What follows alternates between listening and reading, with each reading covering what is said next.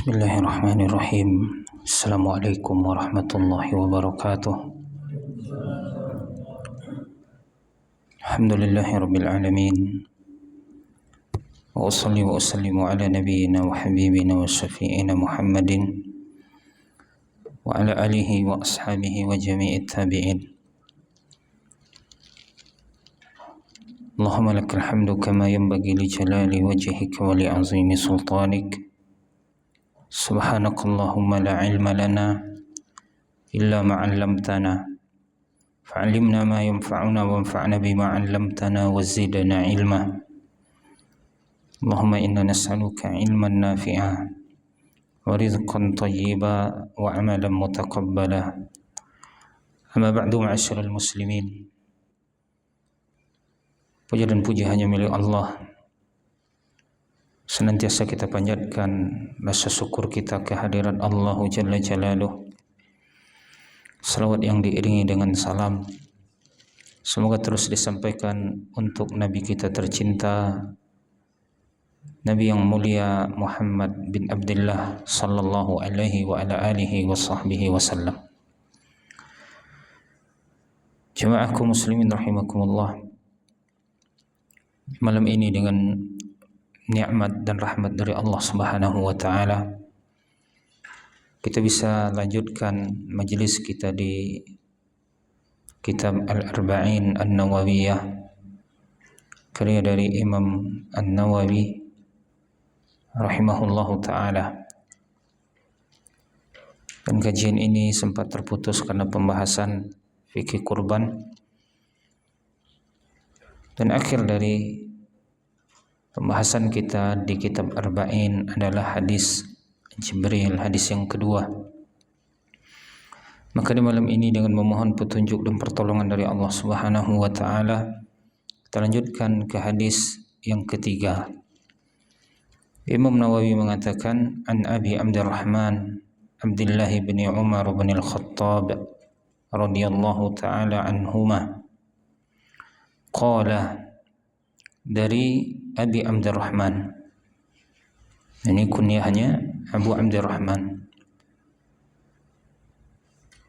Abdullah bin Umar bin Al-Khattab, dan ini namanya Abdullah bin Umar bin Al-Khattab radhiyallahu taala anhuma, semoga Allah meridhoi keduanya, yaitu meridhoi Abdullah dan meridhoi Umar, keduanya, anhuma. Sementara Khattab, maka dia meninggal dalam keadaan kafir, itu kakek dari Abdullah, ayah dari Umar, meninggal dalam keadaan kafir, maka tidak bertaraddi kita kepadanya. Bertaraddi artinya mendoakan agar Allah meridhoinya. Adapun taraddi, maka ini untuk yang meninggal dalam keadaan Islam dan iman dari kalangan para sahabat Nabi sallallahu alaihi wasallam. Dan sebenarnya kita juga boleh berdoa agar Allah Subhanahu wa taala meridhoi selain dari sahabat, ini juga boleh. Bertaraddi untuk selain sahabat, yang penting dia muslim. Namun sudah menjadi adat dan uruf bahwasanya untuk Nabi sallallahu alaihi wasallam kita berselawat, dan untuk sahabat kita bertaraddi. Kemudian untuk selain dari dua tersebut maka kita bertarahum. Bertarahum artinya mendoakan agar Allah merahmatinya, rahimahullah atau rahmatullahi alaihi.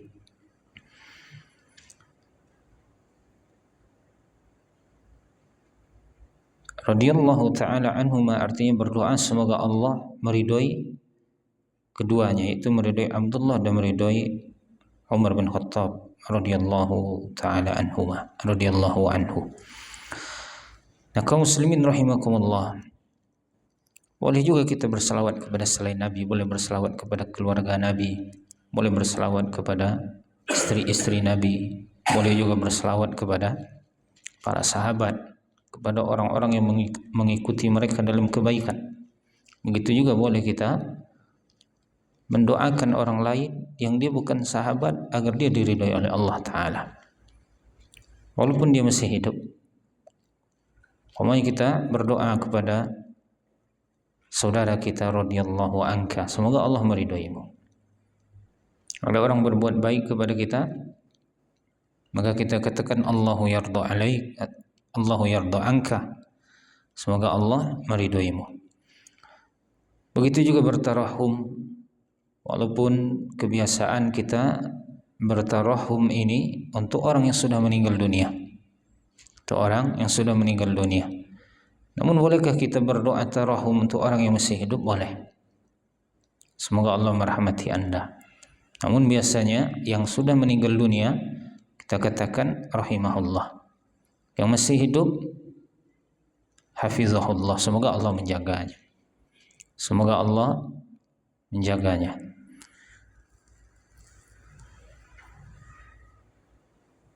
Namun boleh kita bertarahum untuk orang hidup juga, Pak. Dia masih hidup kita katakan rahimakallah, Allahu yarhamuk umpamanya. Namun kalau seandainya di zaman sekarang ini kita katakan kepada orang yang masih hidup rahimahullah, semoga Allah merahmati dia yang masih hidup, barangkali kita akan dibantah oleh orang lain, dia masih hidup Ustaz, dia belum meninggal. Atau kalau dia ada di hadapan kita, rahimakallah, semoga Allah merahmatimu, bukan berarti bahwasanya dia itu sudah meninggal dunia. Bukan, atau jangan dia sampai mengatakan emangnya antum kira ana udah meninggal. Nah, intinya bahwasanya doa-doa tersebut tidak ada kekhususan tarahum, tidak khusus untuk orang yang meninggal dunia. Begitu juga taraddi tidak khusus untuk para sahabat Nabi sallallahu alaihi wasallam. Namun karena Allah dalam Al-Qur'anul Karim mengatakan laqad radiyallahu 'anil mu'minin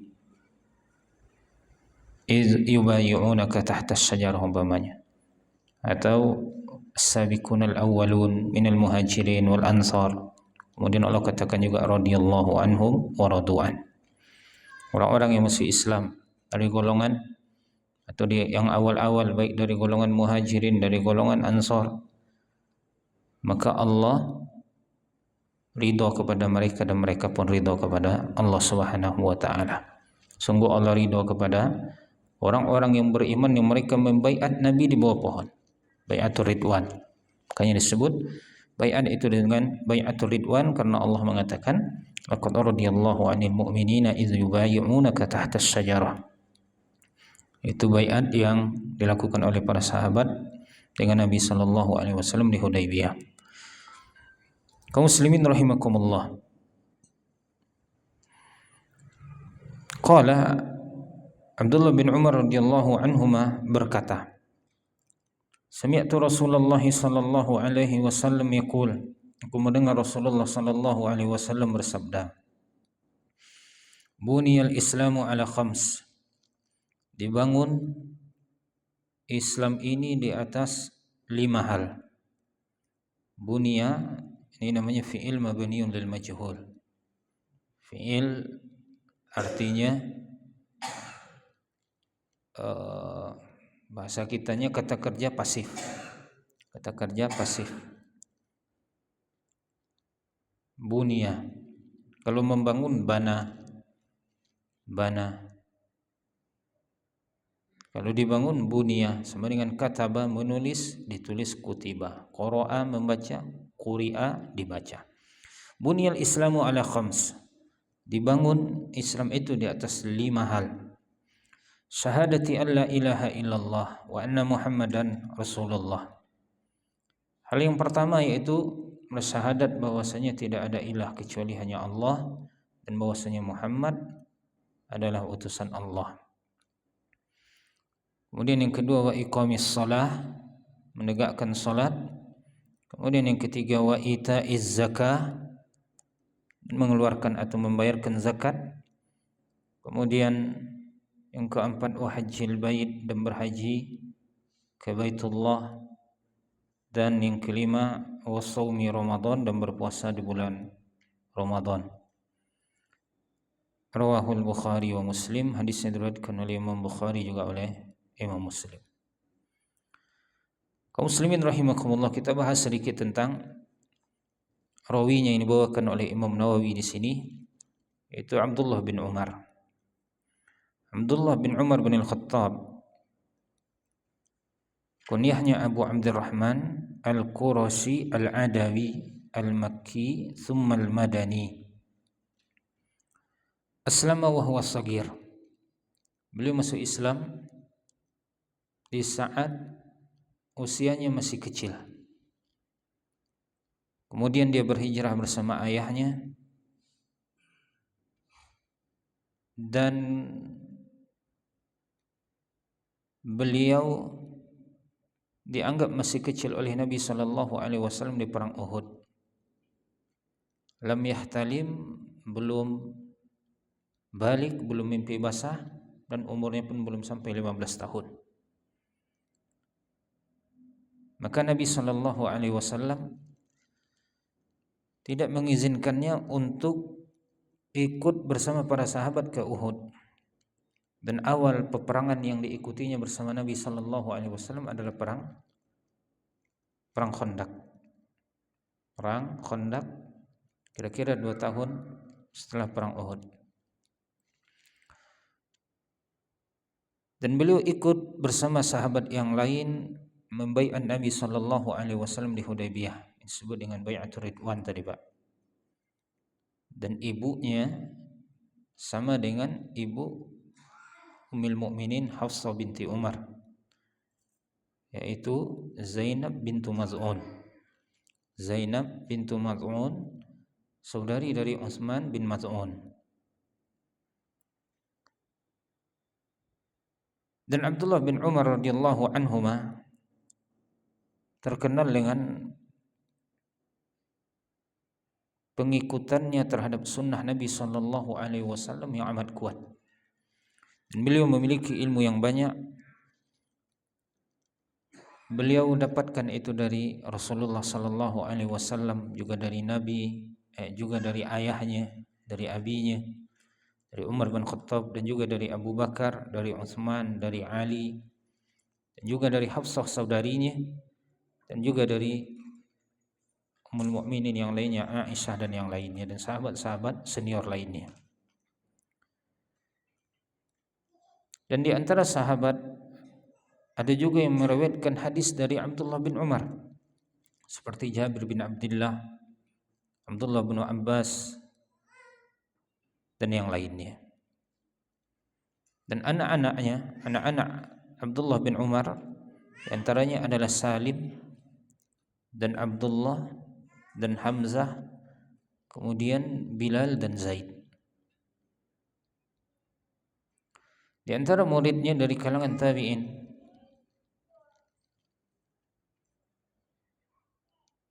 adalah Sa'id bin Musayyib, kemudian Aslam Maula Umar, dan Alqamah bin Waqqas, begitu juga Abu Abdurrahman An-Nahdi, Masruq, dan Abdurrahman bin Abi Laylah.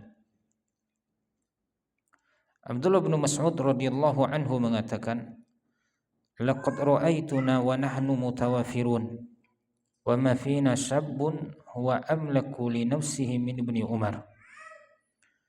Abdullah bin Mas'ud mengatakan bahwasanya saya melihat kami, yaitu para sahabat Nabi, masih banyak jumlahnya, dan tidak ada di antara kami seorang pemuda yang dia lebih bisa untuk menguasai dirinya dibandingkan Abdullah bin Umar. Jabir bin Abdullah mengatakan tentang Abdullah bin Umar, ma minna ahadun adraka dunya illa wa qad malat bihi illa Ibnu Umar. Tidak ada di antara kami yang mendapati dunia kecuali dia menjadi condong kepadanya, kecuali Abdullah bin Umar. Tidak ada di antara kami yang mendapati dunia, maksudnya ketika Allah Subhanahu wa taala bebaskan untuk kaum muslimin, itu Persia dan juga Romawi, Bizantium. Allah buka daerah Syam, Allah buka daerah Persia, daerah Irak, sehingga berdatangan ke kota Madinah harta yang banyak.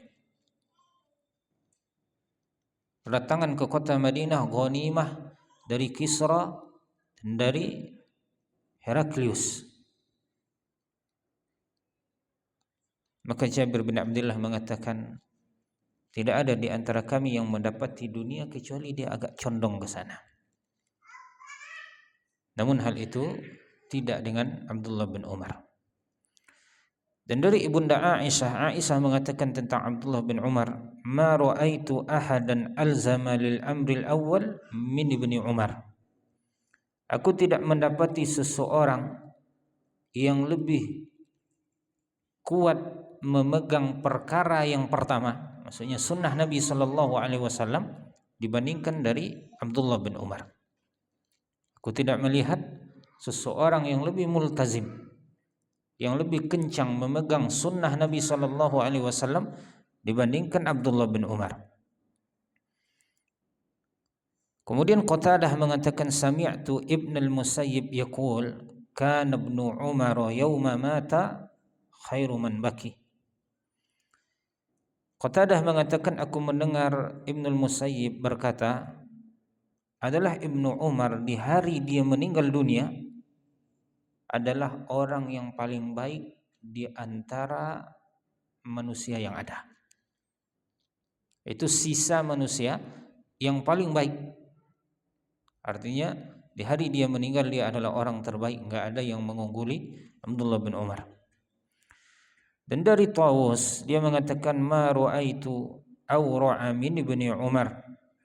Aku tidak melihat seorang pun yang lebih wara' dari Abdullah bin Umar, yang lebih berhati-hati dalam masalah beragama.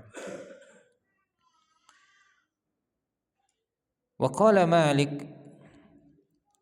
Imam Malik mengatakan, kana imaman nasi indana ba'da Zaid bin Thabit Abdullah bin Umar, maka sittina sanah yuftin nas. Imamnya kaum muslimin di sisi kami setelah Zaid bin Thabit adalah Abdullah bin Umar. Dia tinggal bersama kami 60 tahun dan dia memberikan fatwa selama itu. Dia berfatwa selama itu. Wa huwa ahadu sittati alladzina hum aktsaru sahabati riwayah. Dan beliau Abdullah bin Umar adalah salah seorang dari 6 sahabat yang paling banyak meriwayatkan hadis dari Nabi sallallahu alaihi wasallam. Ada 6 orang sahabat yang amat banyak riwayatnya dari Nabi sallallahu alaihi wasallam, salah satunya adalah Abdullah bin Umar radhiyallahu anhuma. Dan beliau juga disebut dengan ahadul abadilah al-arba'ah. Beliau adalah salah seorang dari 4 Abdullah yang menjadi rujukan kaum muslimin di masanya. 4 Abdullah itu adalah Abdullah bin Umar, Abdullah bin Abbas, Abdullah bin Amr bin al-As, dan Abdullah bin Zubair. Nah, 4 Abdullah ini ilmunya diyakini atau dipercayai oleh kaum muslimin. Mereka di zamannya adalah tempat bertanya oleh kaum muslimin. Maka disebutlah mereka ini dengan al-abadilah al-arba'ah. 4 Abdullah. 4 Abdullah yang menjadi rujukan ilmu oleh kaum muslimin. Beliau meninggal dunia di tahun 73 Hijriah dalam usia 87 tahun. Dalam usia 87 tahun. Kaum muslimin yang dirahmati oleh Allah Ta'ala, kita lihat lafaz hadis yang dibawakan oleh Abdullah bin Umar dari Nabi sallallahu alaihi wasallam. Dia mengatakan, sami'tu Rasulullah, aku mendengar Rasulullah sallallahu alaihi wasallam bersabda. Ini beliau dengar langsung. Sementara hadis yang kedua yaitu hadis Jibril, ini sebenarnya juga dari Abdullah bin Umar, namun beliau dengar dari ayahnya, dari Umar bin Khattab. Hadis yang pertama dari Umar juga, namun bukan dari Abdullah bin Umar, dari Alqamah bin Waqqas. Dari Umar bin Khattab. Nah, kaum muslimin yang dirahmati oleh Allah Ta'ala, beliau mendengar Rasulullah sallallahu alaihi wasallam bersabda, buniyal Islamu ala khams. Islam dibangun di atas 5 hal. Baginda Nabi kita sallallahu alaihi wasallam memberikan perumpamaan tentang agama Islam ini. Beliau umpamakan dengan sebuah bangunan. Dan Nabi katakan dia dibangun, Islam ini ibarat bangunan, dan dia dibangun di atas 5 tiang, bisa kita katakan 5 tiang. Karena suatu bangunan dia tidak akan bisa tegak, tidak akan bisa berdiri, kecuali harus ada tiang-tiangnya. Harus ada, umpamanya masjid kita ini nggak ada tiangnya Ustaz, nah, ada tiangnya. Itu tiang sudut-sudutnya juga sebenarnya tiang. Intinya penyangganya, Pak. Ada rukunnya. Rukun itu sebenarnya sudut. Rukun artinya sudut. Nah, Islam dibangun di atas 5 rukun, 5 sudut atau 5 tiang.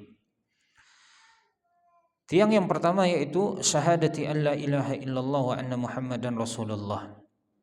Bersyahadat bahwasanya tidak ada ilah kecuali hanya Allah, dan bahwasanya Muhammad sallallahu alaihi wasallam adalah utusan Allah.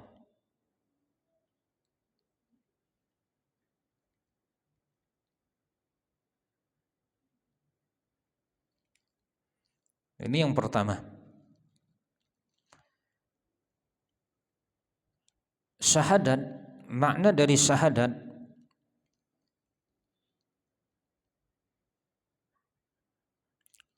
itu tidak dinamakan dengan syahadat kecuali harus terdapat padanya 3 hal. Yang pertama, antakuna nutqun bil lisan. Itu dia ucapan lisan.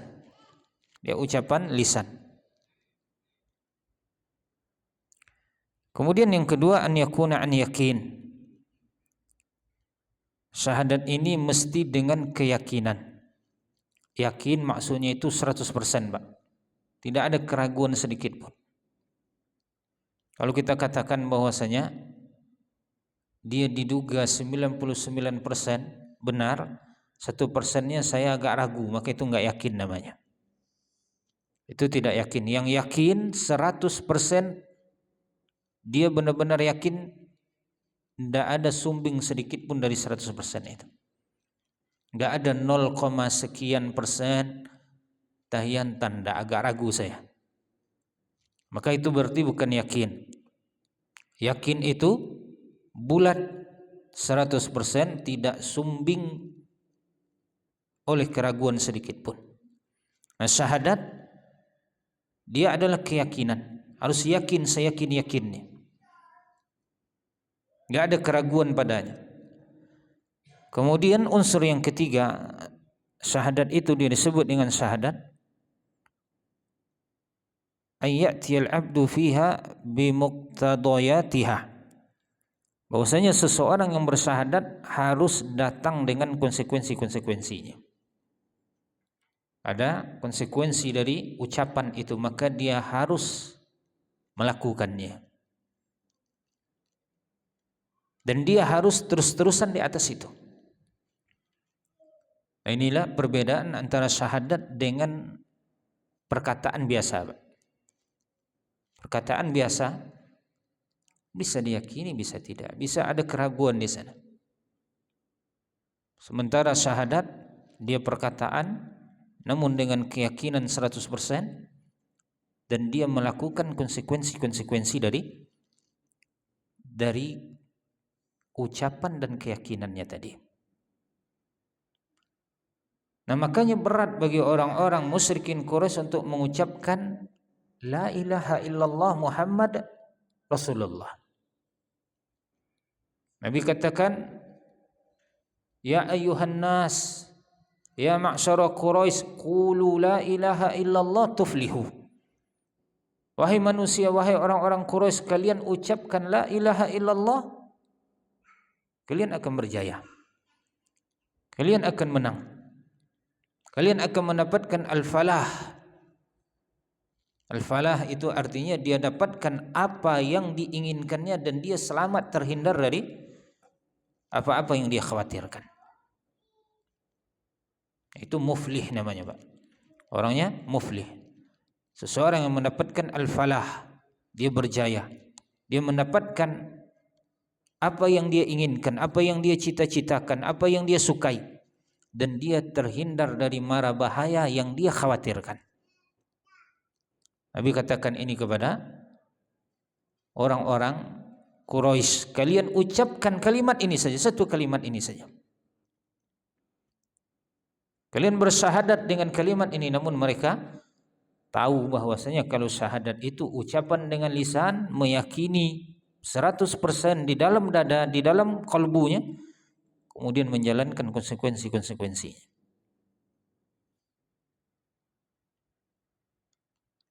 Makanya berat bagi Abu Jahal untuk mengucapkan itu. Berat bagi Umayyah bin Khalaf. Berat bagi pemuka-pemuka Quraisy yang mereka mengibadahi sesembahan yang banyak, Tuhan-Tuhan yang mereka anggap sebagai Tuhan, yang mereka klaim sebagai Tuhan, berhala-berhala, patung-patung yang sangat banyak. 360 patung dihancurkan oleh Nabi dan para sahabat di waktu Fathu Mekah. Itu ada di sekeliling Ka'bah, di sekitar Ka'bah, Pak. Makanya mereka mengatakan, apakah dia datang, apakah dia menyuruh kami untuk mengucapkan untuk menyembah satu ilah saja. Dan mereka mengatakan, inna hadza la syai'un ujab. Ini adalah sesuatu yang sangat ajib. Maksudnya ajib di sini mengejutkan. Sesuatu yang aneh bagi mereka. Karena mereka turun-temurun dari kakek buyut itu sudah banyak yang diibadahi selain daripada Allah. Maka kaum muslimin rahimakumullah, itulah makna syahadah. Namun barangkali manusia di zaman ini tidak memahami apa itu makna syahadat. Dia ucapkan dua kalimat syahadat, namun dia tidak melakukan konsekuensi dari syahadat yang pertama dan syahadat yang kedua. Syahadat yang pertama, la ilaha illallah, ada konsekuensinya. Dia memiliki makna, dia memiliki kandungan, dan dia memiliki konsekuensi setelah diucapkan. La ilaha illallah, kita ucapkan tidak ada ilah. Ilah ini kata para ulama berasal dari kata ma'luh. Atau ilah di situ maknanya adalah ma'luh. Ada sebagian mengatakan bahwasanya ilah terambil dari kata Allah, yang maknanya adalah ma'luh, dan ma'luh itu artinya adalah ma'bud, yang diibadahi. Arti la ilaha, tidak ada yang diibadahi, illallahu, kecuali hanya Allah saja. Maka la-nya di situ adalah la an-nafiyah lil jins, la yang menafikan jenis yang diibadahi. Semua jenis yang diibadahi, dan dia butuh kepada isim dan khabarnya. La ilaha adalah isimnya, khabarnya mahdzuf, Pak. Khabarnya tidak ada. Atau khabarnya muqaddar, istilahnya ditakdirkan. Apa khabar yang cocok? Khabar yang cocok adalah haqqun. La ilaha haqqun, atau la ilaha bihaqqin illallah. Kenapa dia ditakdirkan dengan haqqun atau bihaqqin? Tidak ada ilah yang benar kecuali hanya Allah. Karena kalau seandainya dia ditakdirkan dengan la ilaha illallah, kemudian kita katakan tidak ada ilah, atau enggak pakai takdir, Pak. Tidak ada sesembahan kecuali hanya Allah, tidak ada yang diibadahi kecuali hanya Allah. Maka orang akan mengatakan kepada kita, apakah engkau tidak melihat ada manusia yang menyembah berhala, ada manusia yang menyembah planet, ada manusia yang menyembah hewan, ada manusia yang menyembah manusia lainnya. Itu adalah sesembahan selain daripada Allah. Kalau kalian mengatakan tidak ada ilah kecuali hanya Allah, maka itu salah. Maka takdirnya dari la ilaha tadi, takdirnya la ilaha haqqun illallah, tidak ada ilah yang benar kecuali hanya Allah. Kenapa harus ditakdirkan, Pak?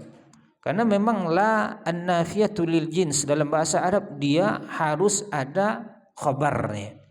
Enggak bisa dia berdiri hanya ada isim saja. Nah, isimnya mana? La ilaha itu. Makanya dia mansub di situ. Sementara khabarnya adalah marfu'. Maka haqqun atau bihaqqin. La ilaha haqqun, tidak ada ilah yang benar. Tidak ada yang diibadahi dengan hak, dengan benar kecuali hanya Allah. Artinya apa yang diibadahi oleh orang selain daripada Allah, maka itu adalah sesuatu yang batil. Orang menyembah patung berhala itu adalah salah. Itu adalah sesembahan yang batil.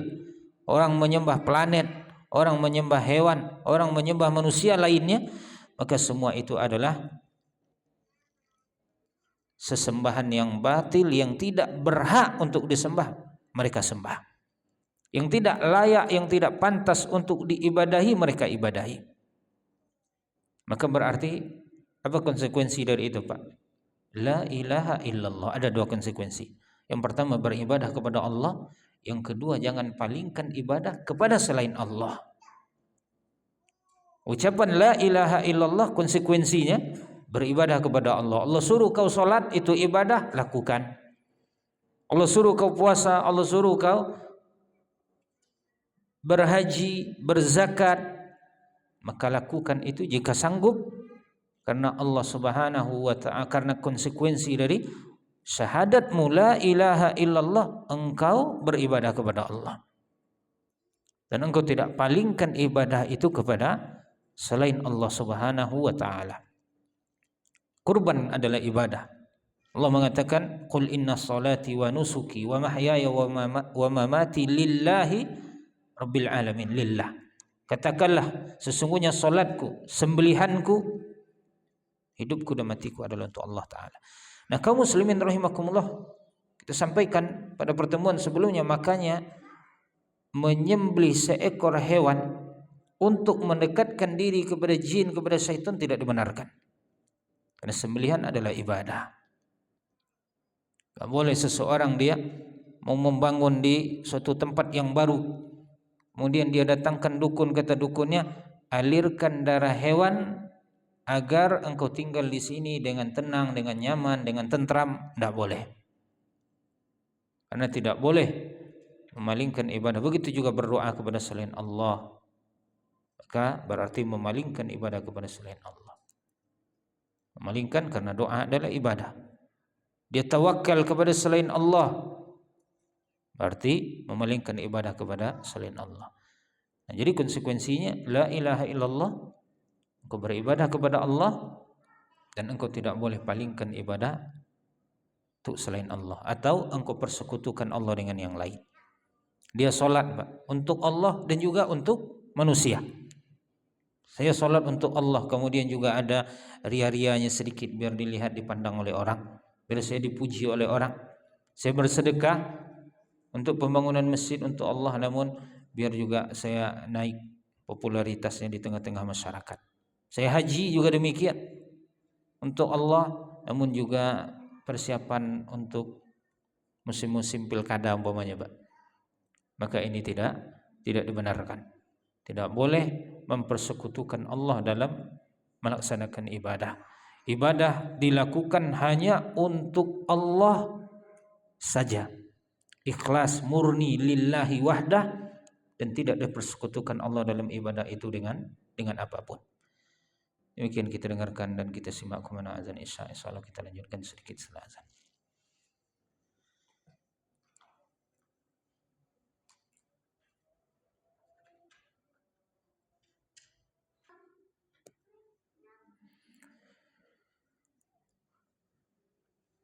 Bismillah walhamdulillah. Wassalatu wassalamu ala Rasulillah wa ala alihi wa ashabihi wa man ittaba'a hudah. Wala haula wala quwwata illa billah. Amma ba'du, ma'asyiral muslimin.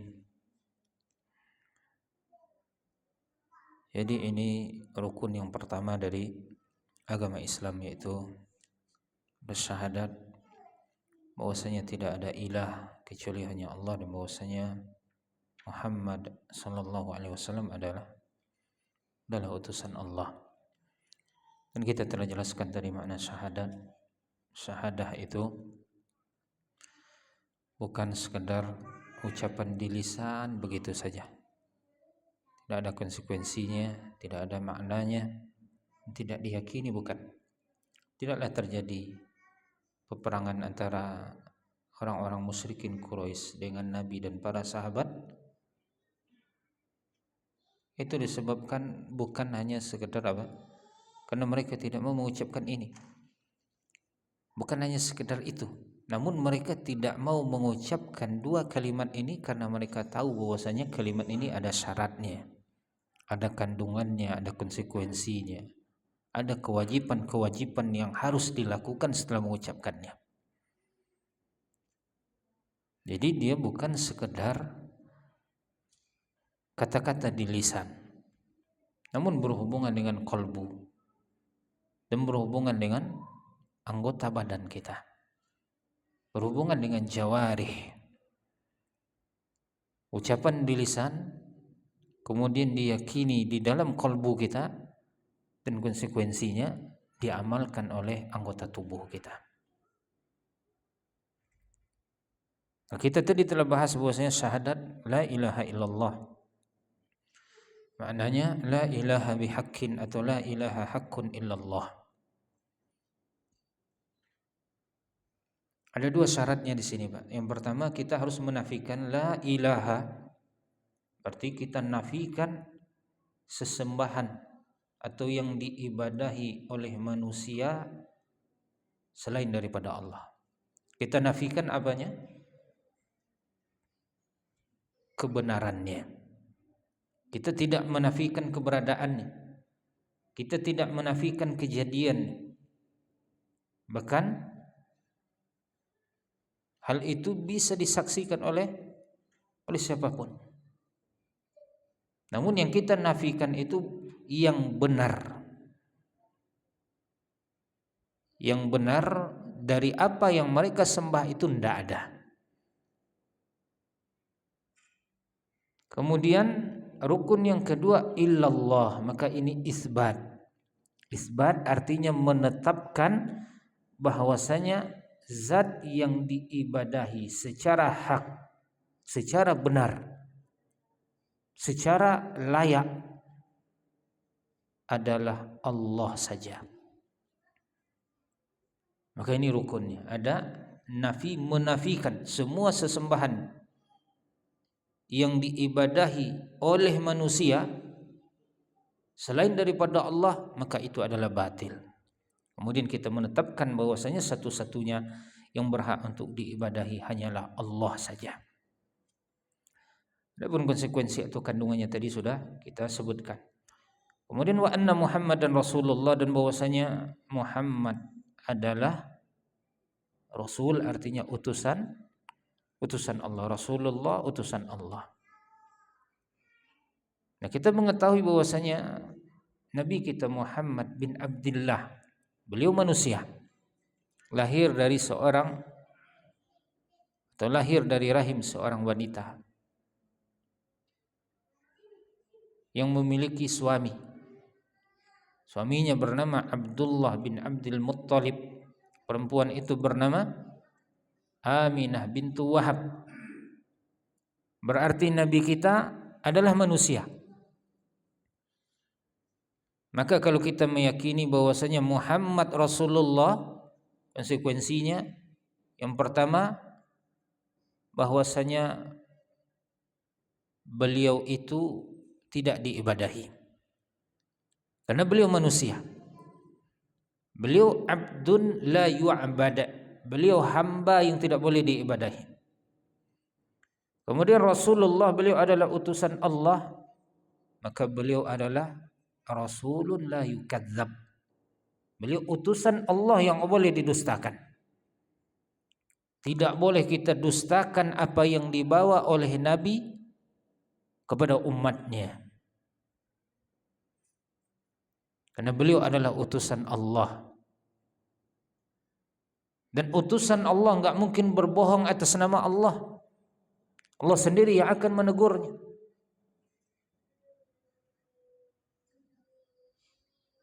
Maka konsekuensi syahadat Muhammad Rasulullah, tidak boleh mengibadahi Nabi karena beliau adalah manusia biasa, abdun, beliau adalah Abdullah, hamba Allah.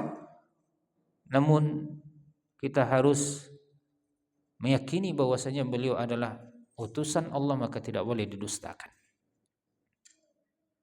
Beliau derajatnya lebih dari manusia biasa, namun tidak boleh diangkat sama dengan Allah Subhanahu wa taala.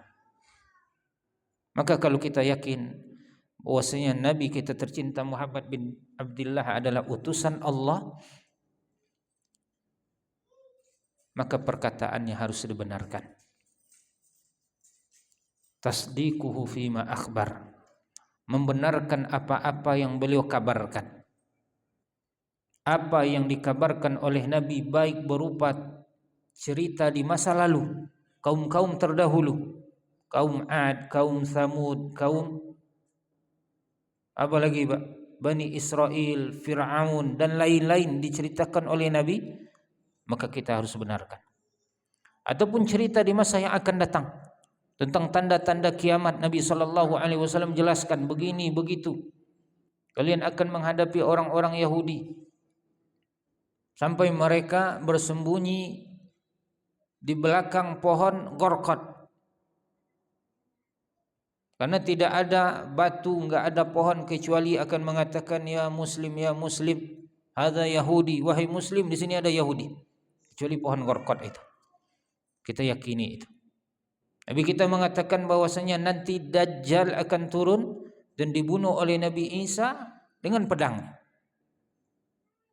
Kita tidak dahulukan akal kita.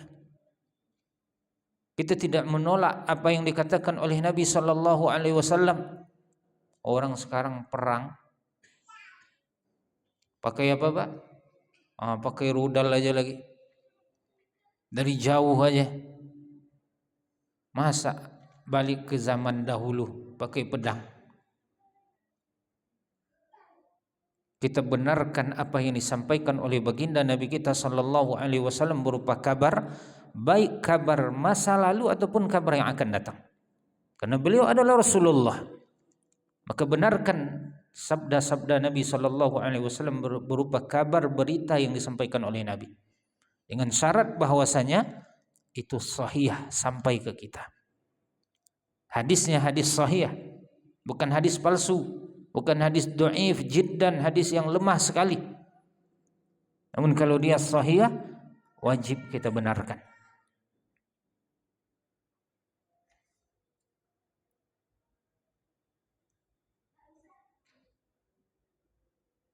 Nabi kita sallallahu alaihi wasallam mengatakan yuhsarun nasu yaumal qiyamah hufatan uratan gurla. Manusia akan dibangkit nanti di hari kiamat dari tempat kematiannya masing-masing dalam keadaan tidak pakai sendal, bertelanjang, kemudian tidak dikhitan. Maka kita benarkan itu. Bukan orang-orang yang tidak dikhitan ketika di dunia ini saja, yang sudah dikhitan pun dalam keadaan tidak dikhitan, balik kulit itu balik apa? Tertutup, apa yang telah dipotong itu tertutup lagi dia. Kita harus benarkan.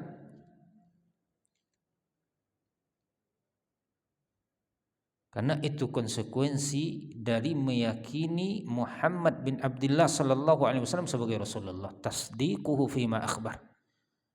Kemudian ta'atuhu fima amar, mentaati perintah-perintahnya. Apa yang Nabi perintahkan maka ditaati. Karena beliau adalah utusan Allah. Beliau Rasulullah. Apa yang diperintahkan oleh Nabi sallallahu alaihi wasallam dalam hal-hal yang wajib, maka tentu wajib kita untuk mentaatinya. Kalau tidak kita taati, kita berdosa. Mentaati Rasulullah sallallahu alaihi wasallam dalam hal-hal yang mustahab, maka tetap mendapatkan pahala. Kalau ditinggalkan, kita enggak dapat pahala jadinya. Maka perintah Nabi secara hukum dia terbagi kepada dua bagian. Ada perintah Nabi yang sifatnya wajib dilakukan mendapatkan pahala, ditinggalkan berdosa kita. Dan ada perintah Nabi sallallahu alaihi wasallam yang sifatnya mustahab, yang hukumnya mustahab, dilakukan dapat pahala, tidak kita lakukan kita tidak berdosa. Kemudian wajtinabu ma naha anhu wa zajar, dan menjauhi apa-apa yang Nabi larang dan Nabi peringatkan kita darinya. Ini konsekuensi bahwasanya beliau ini utusan Allah. Apa yang Nabi larang, jauhi. Dan ini juga terbagi kepada dua bagian. Larangan Nabi ada yang bersifat haram, ada yang bersifat makruh.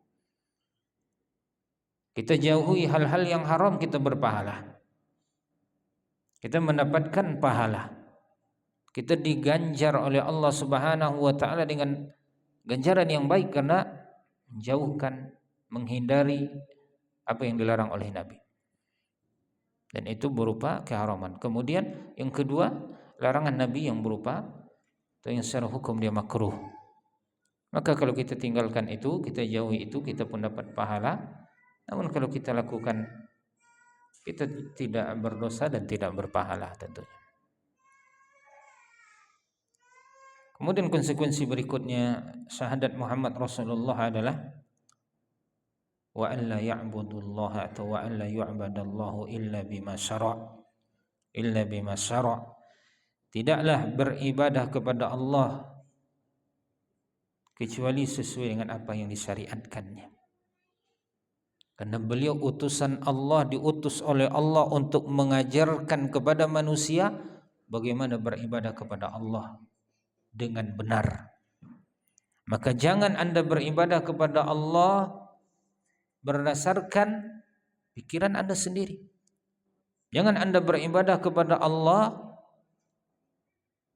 hanya berdasarkan perkataan orang lain, berdasarkan adat istiadat. Tidak beribadah kepada Allah kecuali sesuai dengan apa yang disyariatkan oleh Rasulullah. Karena beliau utusan Allah.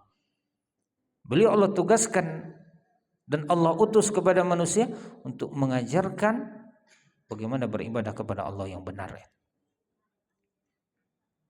Maka empat ini konsekuensi syahadat Muhammad Rasulullah. Membenarkan apa yang dikabarkan oleh Nabi, mentaati apa yang diperintahkan oleh Nabi, menjauhi apa yang dilarang oleh Nabi, kemudian tidak beribadah kepada Allah kecuali sesuai dengan apa yang beliau ajarkan, sesuai dengan syariat Muhammad sallallahu alaihi wasallam.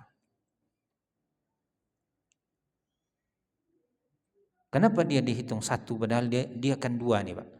Kenapa? Karena masing-masingnya tidak bisa dipisahkan. Kenapa Nabi kita tidak mengatakan bunyal Islamu ala sittin umpamanya? Islam dibangun di atas 6 hal. Yang pertama syahadat la ilaha illallah, yang kedua syahadat Muhammad Rasulullah. Kenapa dia digabung menjadi satu? Karena dua syahadat ini tidak bisa dipisahkan antara satu dengan yang lainnya. Seseorang yang dia yakin bahwasanya Allah adalah satu-satunya yang berhak untuk diibadahi, kemudian dia tidak mau mengimani bahwasanya Muhammad bin Abdullah adalah utusan Allah, maka dia bukan Islam. maka dia bukan Islam. Saya yakin bahwasanya Allah itu adalah satu-satunya yang berhak untuk disembah, diibadahi. Namun saya tidak yakin kalau Muhammad bin Abdullah itu sallallahu alaihi wasallam adalah utusan Allah. Maka ini bukan Islam. Tidak bisa dipisahkan antara syahadat la ilaha illallah dan Muhammad Rasulullah. Dan dia adalah rukun Islam yang paling agung. Dan dia dasar. Dan bahkan dia adalah pintu gerbang untuk masuk ke dalam Islam itu. Dan Nabi kita sallallahu alaihi wasallam mendakwahkan ini dari awal dakwah sampai Nabi kita meninggal dunia. Dan di 10 tahun pertama Nabi fokus hanya kepada 2 kalimat ini. 10 tahun pertama fokus Nabi kepada ini. Bukan berarti bahwasanya dakwah kepada tauhid dan dakwah kepada manhaj itu hanya selama 10 tahun, tidak. Namun dari awal dakwah sampai Nabi meninggal dunia, dakwahnya berisi tauhid, berisi akidah, berisi manhaj. Manhaj di sini cara kita beribadah, bagaimana cara kita mengagungkan Allah, bagaimana cara kita mengagungkan Nabi sallallahu alaihi wasallam. Metode. Namun di 10 awal dakwah Nabi kita sallallahu alaihi wasallam itu hanya prioritasnya kepada 2 kalimat ini. Syahadat la ilaha illallah Muhammad Rasulullah. Barulah 10 tahun Nabi kita sallallahu alaihi wasallam diangkat menjadi rasul, datang kewajiban salat wa iqamis shalah. Kemudian wa itaiz zakah, ini datang di tahun kedua Hijriah. Jadi 10 pertama dakwah Nabi itu belum ada salat wajib, Pak. Nabi hanya salat dan perintahkan sahabat untuk salat 2 rakaat di waktu pagi, 2 rakaat di waktu sore, di waktu petang hari. 10 tahun Nabi kita berdakwah, 10 tahun Nabi kita diangkat menjadi Rasul oleh Allah Subhanahu wa ta'ala. Allah perjalankan Nabi kita dalam suatu peristiwa yang amat besar, yaitu Isra dan Mi'raj. Tujuannya diantaranya adalah untuk menerima perintah wajib salat, salat yang 5 waktu. Dan ini menunjukkan keagungan tauhid. Dakwah Nabi dari awal sampai akhir adalah tentang tauhid. Namun di 10 tahun pertama fokus masalah tauhid. Salat datang setelah itu. Kemudian zakat dan puasa ini baru diwajibkan di tahun kedua Hijriah. Sementara haji ke Baitullah, maka syariatnya datang atau kewajibannya datang di tahun ke-9 Hijriah menurut pendapat yang paling kuat.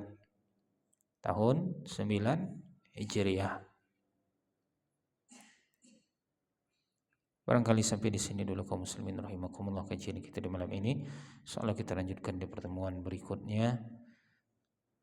Dan masih hadis yang sama, insyaallah kita jelaskan syarahan tentang wa iqamis shalah wa ita'iz zakah wa hajjil bait wa shaumi Ramadan. Kalau ada yang ditanyakan sebelum kita tutup, dipersilahkan.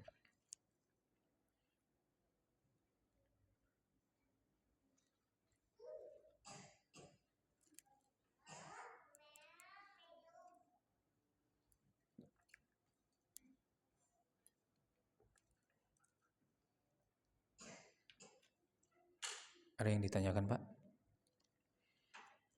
Kalau tidak ada yang ditanyakan, belum jadi ditutup nih, Pak. Kita tambah sedikit lagi, Pak.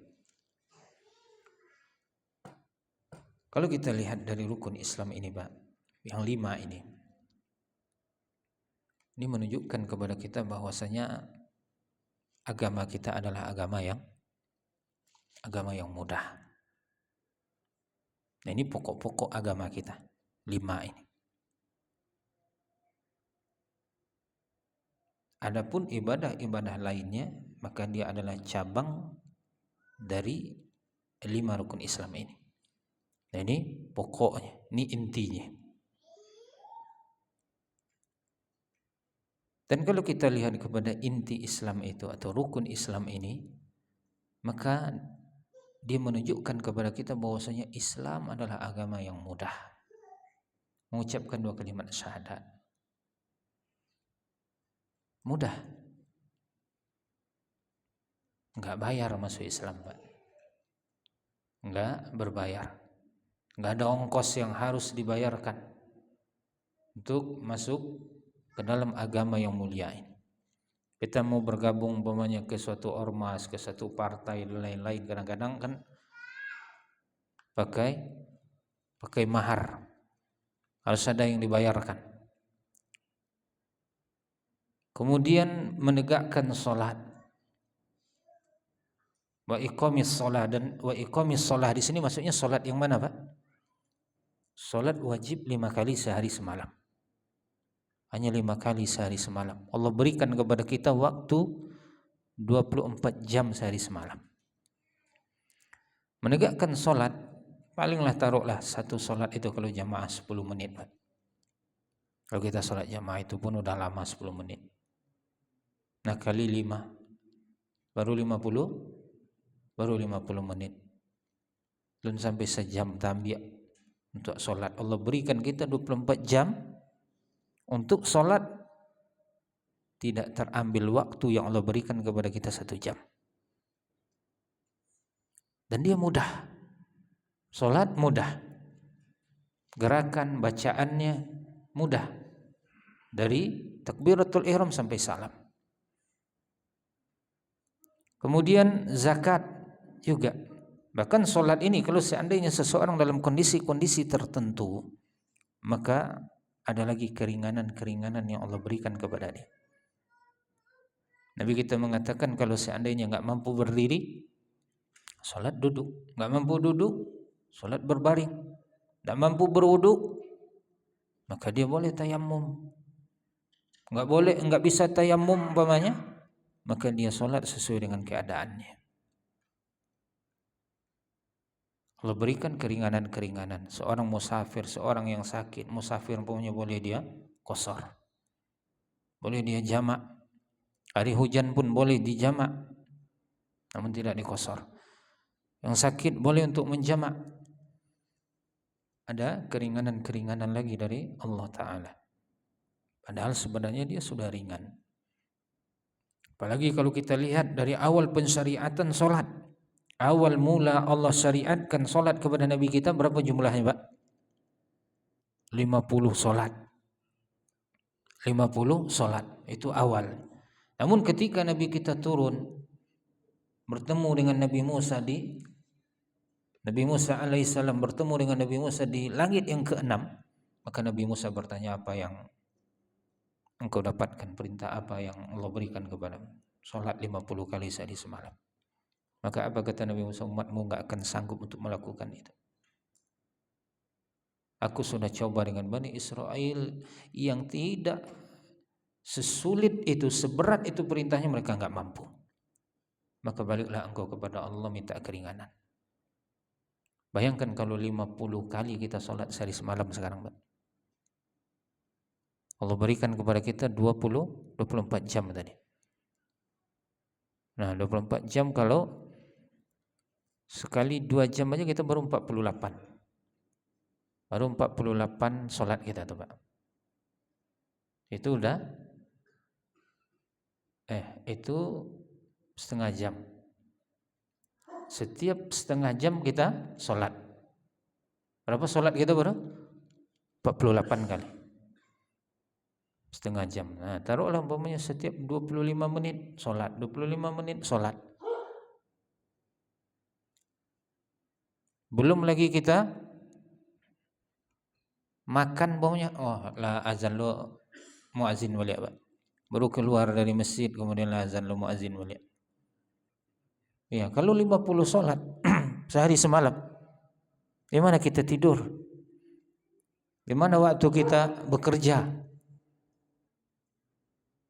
Di mana waktu bapak-bapak, ibu-ibu bermain dengan anggota keluarga, dengan anak-anak dan lain-lainnya? Nah Allah ringankan itu dari 50 jadi 5. Dan demi Allah, kalau seandainya Allah wajibkan kepada kita sholat 50 kali sehari semalam, maka kita nggak ada pilihan lain, Pak. Nggak ada pilihan lain, harus dilakukan. Namun Allah ringankan. Nah, begitu juga dengan membayarkan zakat. Dia tidak wajib untuk semuanya. Diwajibkan hanya untuk orang tertentu saja yang sudah sampai nisab di hartanya dan sudah sampai haulnya. Sampai setahun umpamanya. Kecuali haul bagi zakat pertanian ya ketika dia panen. Kemudian yang dikeluarkan dari hartanya itu berapa persen, Pak? Zakat harta berapa persen? 2,5% cuman. Bapak sekarang pergilah makan ke restoran itu, ternyata katanya PPN berapa persen, Pak? 12%. Awak makan ke rumah makan orang, awak lu membayar pajaknya 12%. Zakat cuman 2,5%. Sayang mana pemerintah kita dibandingkan Allah dengan kita, Pak? Tentu Allah. Wallahu arhamu bi ibadihi min hazihi bi waladiha. Bahkan dibandingkan ibu kita masing-masing, Allah jauh lebih sayang kepada kita. Kemudian begitu juga dengan puasa Ramadan. Puasa Ramadan hanya diwajibkan sekali dalam setahun, sebulan. Allah berikan kita 12 bulan dalam 1 tahun. Wajib puasa cuma 1 bulan saja. Hari-hari lain nggak mau puasa silakan, nggak apa-apa, Pak. Nggak mau puasa di hari Arafah, nggak mau puasa di hari Asyura, nggak mau puasa Senin, nggak mau puasa Kamis, nggak masalah. Yang Allah wajibkan hanya 1 kali dalam setahun. Hanya sebulan dari 12 bulan, hanya sebulan yang Allah wajibkan. Itu pun ada nanti keringanan-keringanannya lagi. Kalau seandainya dia tidak mampu, dia sakitnya sakit yang terus-terusan, kayaknya nggak berharap lagi kesembuhan atau susah diharapkan kesembuhannya, maka dia cukup nanti bayar fidyah. Kalau dia sakit kemudian bisa sehat di luar Ramadan, maka dia qadha. Dia mengqadanya.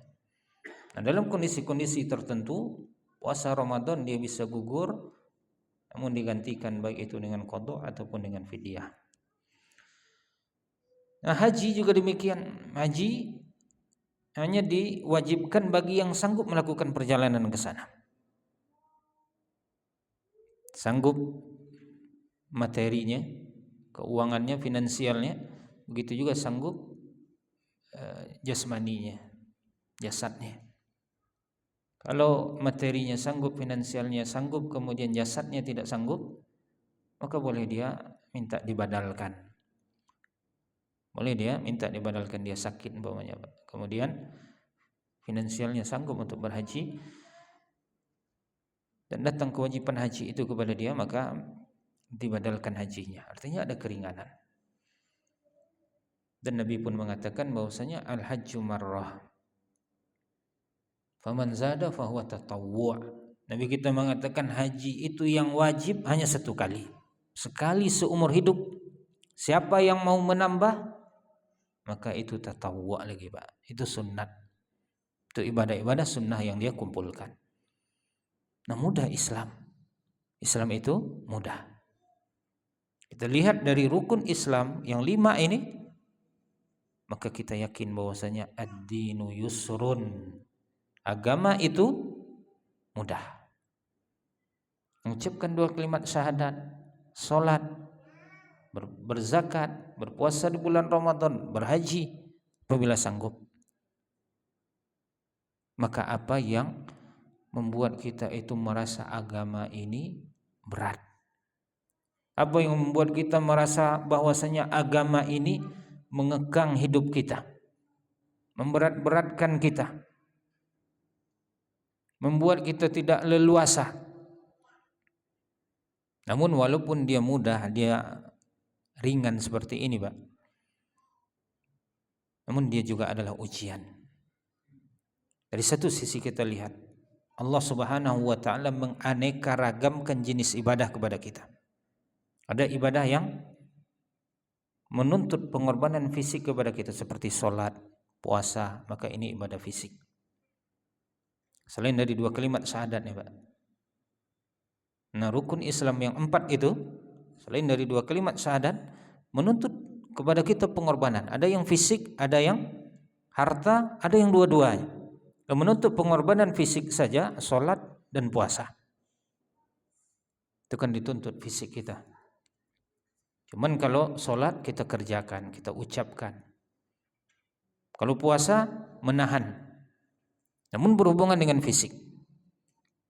Sementara yang menuntut pengorbanan harta adalah zakat. Dan yang menuntut pengorbanan dua-duanya, fisik dan harta sekaligus, adalah haji. Nah, ini Allah aneka ragamkan jenis ibadah kepada kita. Ada ibadah yang menuntut pengorbanan fisik, ada ibadah yang menuntut pengorbanan harta, ada ibadah yang menuntut pengorbanan dua-duanya sekaligus. Tujuannya adalah untuk menguji manusia, untuk menguji kita. Mana orang-orang yang beribadah kepada Allah dengan benar karena ketaatan kepada Allah, dan mana yang beribadah kepada Allah hanya sesuai nafsunya saja.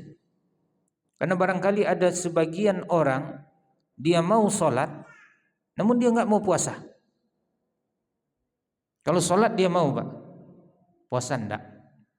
Ada juga yang sebaliknya, dia puasa mau di bulan Ramadan tapi sholat enggak. Berarti dia beribadah sesuai seleronya saja, mbak yang kelamak dinya aja. Ada orang barangkali yang mudah baginya zakat tapi nggak mau puasa. Ada yang mau berhaji, haji senang deh, sambil raun lah, sambil jalan-jalan kecilnya Pak. Tapi untuk berzakat maka dia berat. Ba'aka dia gian haratu Pak, yang mati-matian mencarinya, mengumpulkannya, kemudian diberikan gratis kepada orang lain. Itu yang ada dalam pikiran. Haji dia mau, tapi zakat dia pelit untuk mengeluarkannya. Dan berarti dia beribadah kepada Allah tidak berdasarkan ketaatan kepada Allah. Kalau seandainya kewajiban ibadah itu jatuh kepada masing-masing kita, maka jangan Anda pilih-pilih. Jatuh kewajiban sholat, jatuh kewajiban puasa, laksanakan puasa. Jatuh kewajiban zakat, bayarkan zakatmu. Jatuh kewajiban haji, laksanakan haji ke Baitullah.